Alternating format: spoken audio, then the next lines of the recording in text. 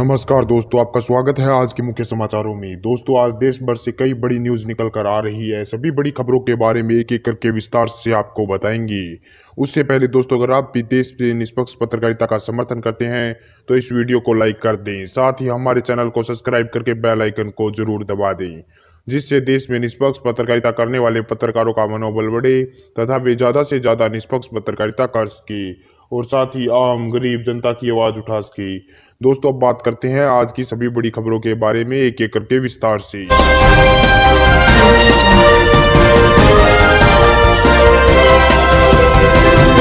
दिल्ली के तबलीगी मरकज मामले में 122 मलेशियन नागरिकों को मिली जमानत, लेकिन नहीं जा सकेंगे अपने देश। जहां दोस्तों आपको बता दें, एक काफी बड़ी और अच्छी खबर सामने निकल कर आ रही है कि निजामुद्दीन मरकज मामले में मंगलवार को 122 मलेशियाई नागरिकों को दिल्ली की साकेत कोर्ट ने और जमानत दे दी है। इन सभी लोगों को 10,000 के निजी मुचलके पर अंतरिम जमानत कोर्ट की तरफ से दी गई है। हालांकि जब तक केस खत्म नहीं होता वे अपने देश मलेशिया वापस नहीं जा सकेंगे, ये कोर्ट ने कहा है। वहीं आपको बता दें कि अदालत में वीडियो कॉन्फ्रेंसिंग के जरिए आरोपी विदेशी नागरिकों की पेशी हुई और आरोपी विदेशी नागरिकों पर वीजा नियम उल्लंघन और कोरोना महामारी के नियमों के उल्लंघन और देश में कोरोना फैलाने का आरोप था, जिसके बाद कोर्ट ने सुनवाई की और 10,000 के निजी मुचलके पर इन्हें जमानत दे दी है। लेकिन कोर्ट ने कहा कि जब तक इन पर केस चलेगा तब तक ये अपने देश वापस नहीं जा सकेंगे। इसी बीच बढ़ते दोस्तों अगली बड़ी खबर की ओर तो चीन मसले को लेकर एक बार फिर से असदुद्दीन ओवैसी ने प्रधानमंत्री मोदी पर बोला हमला।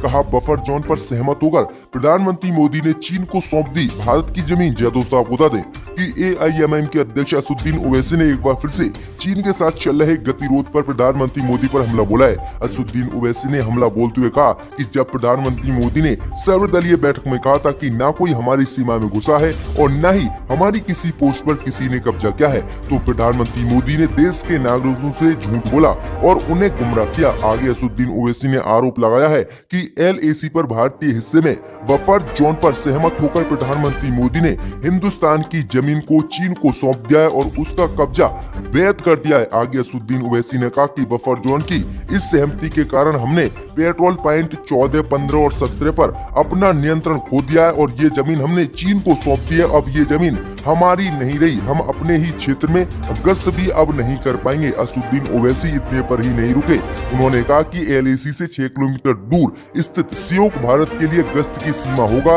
ये गलवान घाटी का इलाका चीन को देना जैसा ही है, क्योंकि हम इस क्षेत्र में कभी भी गश्त नहीं कर पाएंगे और इस क्षेत्र में भारतीय सेना कभी नहीं जा पाएगी। तो ये क्षेत्र प्रधानमंत्री मोदी ने चीन को दे दिया है। तो ये काफी बड़ी बात उन्होंने कही है। इसी बीच बढ़ते दोस्तों अगली बड़ी खबर की ओर तो आर्थिक बर्बादी को लेकर एक बार फिर से राहुल गांधी ने केंद्र की मोदी सरकार पर साधा निशाना। कहा मोदी के द्वारा आर्थिक बर्बादी को चुपचाप नहीं सहा जाएगा। जय दोस्तों आपको बता दें कि कांग्रेस के वरिष्ठ नेता राहुल गांधी ने एक बार फिर से केंद्र की मोदी सरकार पर आर्थिक बर्बादी का आरोप लगाया है। राहुल गांधी ने देर शाम एक ट्वीट किया और कहा कि भारत का आर्थिक कुप्रबंध एक त्रासदी है जिससे करोड़ों परिवार बर्बाद हो जाएंगे। आगे राहुल गांधी ने कहा कि इसे चुपचाप नहीं सहा जाएगा, इसके खिलाफ मैं आवाज उठाऊंगा। वहीं आपको बता दें कि गौरतलब है कि श्री राहुल गांधी ने मोदी सरकार की आर्थिक नीतियों की आलोचना की है। उन्होंने GST लागू करने की प्रक्रिया, नोटबंदी और विनिवेश तथा पेट्रोल डीजल के दाम बढ़ाने का कड़ा विरोध किया था और उन्होंने देश में प्रदर्शन भी किया था। इसी को लेकर राहुल गांधी ने कहा कि प्रधानमंत्री मोदी जो कुप्रबंध कर रहे हैं उससे देश के करोड़ों परिवार बर्बाद हो जाएंगे। तो ये काफी बड़ा हमला आज फिर से राहुल ने बोला है। इसी बीच बढ़ते दोस्तों अगली बड़ी खबर की ओर तो लद्दाख में गलवान घाटी, पेंगोल झील और डेप्सांग से अब तक पीछे नहीं हटी चीनी सेना। मोदी सरकार के दाव पर उठ रहे हैं अब सवाल। जी दोस्तों आपको बता दें ये काफी बड़ी और अहम खबर सामने निकल कर आ रही कि केंद्र की मोदी सरकार और गोदी मीडिया पूरे देश में बता रही कि LAC से 2 किलोमीटर पीछे चीनी सेना हट गई। लेकिन आज जो खबर सामने निकल कर आई है उससे सारी बातों की पोल खुल जाएगी। जी दोस्तों आपको बता दें कि चीन की पीपल्स लिबरेशन आर्मी के सैनिक अभी तक पूर्वी लद्दाख में पेंगोल झील और डेप्सांग क्षेत्र से पीछे नहीं हटे हैं। वहीं सूत्रों ने मंगलवार को बताया है कि भारतीय सेना ने कहा कि अपने तमाम सामान सहित चीनी सेना पेंगोल झील और डेप्सांग क्षेत्र से वापस नहीं लौटी है। जहाँ दोस्तों आपको बता दें ये भारतीय सेना ने साफ कह दिया, जबकि मोदी सरकार और गोदी मीडिया लगातार कह रही कि चीन की सेना 2 किलोमीटर पीछे LAC से हट गई है, लेकिन भारतीय सेना ने आज साफ कर दिया है। वहीं सूत्रों ने बताया कि दोनों पक्षों के बीच सबसे विवाद इस मुद्दा पेंगोल झील के फिंगर पोर्ट क्षेत्र और डेप्सांग में चीनी सैनिकों के पीछे हटना लगभग तय था, लेकिन ये सेना पीछे नहीं हटी है और इन्होंने अपने वाहन सहित वहां पर मौजूद है जो मोदी सरकार की पोल खोलते सामने नजर आ रहे हैं। तो ये काफी बड़ी खबर सामने निकल कर आ रही है। इसी बीच बढ़ते दोस्तों अगली बड़ी खबर की ओर तो विकास दुबे पहुंचा हरियाणा के फरीदाबाद होटल में आईडी मांगने पर भागा, पुलिस 2 घंटे बाद पहुंची। जहां दोस्तों आपको बता दें ये काफी बड़ी खबर सामने निकल कर आ रही कि कानपुर में 8 पुलिस वालों के एनकाउंटर के दोषी विकास दुबे की खोज जारी है। वहीं आपको बता दें कि घटना के बाद पहली बार हरियाणा के फरीदाबाद में उसे देखा गया है। जहाँ दोस्तों आपको बता दें कि हरियाणा के फरीदाबाद के बडखल चौक पर स्थित श्री सासाराम होटल में उसे देखा गया है। होटल के मालिक के मुताबिक ये आदमी 12:30 बजे श्री सासाराम गेस्ट हाउस में अपने एक साथी के साथ आया था।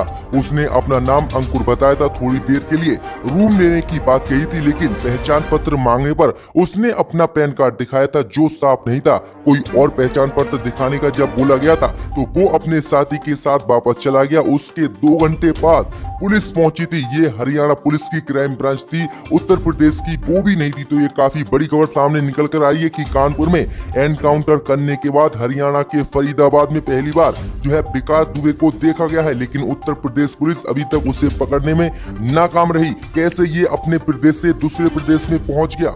इसी बीच बढ़ते दोस्तों अगली बड़ी खबर की ओर तो ज्योतिरादित्य सिंधिया ने राहुल गांधी पर बोला हमला, कहा कमलनाथ सरकार में कुर्सी पर कोई और चाबी किसी और के पास थी। जय दोस्तों आपको बता दें कि एक बार फिर से वर्चुअल रैली को संबोधित करते हुए ज्योतिरादित्य सिंधिया ने कांग्रेस अध्यक्ष राहुल गांधी पर हमला किया है। जहां दोस्तों आपको बता दें कि ज्योतिरादित्य सिंधिया ने कहा कि कांग्रेस अध्यक्ष राहुल गांधी ने वादा किया था कि 10 दिन में किसानों का कर्ज माफ किया जाएगा, लेकिन 10 महीने तक किसानों ने इंतजार किया, उनके खातों में पैसे नहीं पहुंचे। वहीं सिंधिया ने कमलनाथ सरकार को लेकर कहा कि सरकार की कुर्सी पर कोई और बैठता था, लेकिन चाबी किसी और के हाथ में होती थी। यानी उनका साफ कहना था कि सिर्फ नाम के लिए जो है कमलनाथ मुख्यमंत्री पद की कुर्सी पर बैठे थे, लेकिन चाबी असली जो थी वो राहुल गांधी के पास थी और राहुल गांधी जो चाहते वो मध्य प्रदेश में होता। तो ये काफी बड़ी बात और हमले बोले गए हैं आज ज्योतिरादित्य सिंधिया के साथ। इसी बीच बढ़ते दोस्तों अगली बड़ी खबर की ओर तो महाराष्ट्र में डॉक्टर भीमराव अंबेडकर के घर पर तोड़फोड़, गृह मंत्री ने कहा कि दोषियों के खिलाफ सख्त कार्रवाई होगी। जय दोस्तों आपको बता दें कि दलितों के आदर्श डॉक्टर भीमराव अंबेडकर के मुंबई स्थित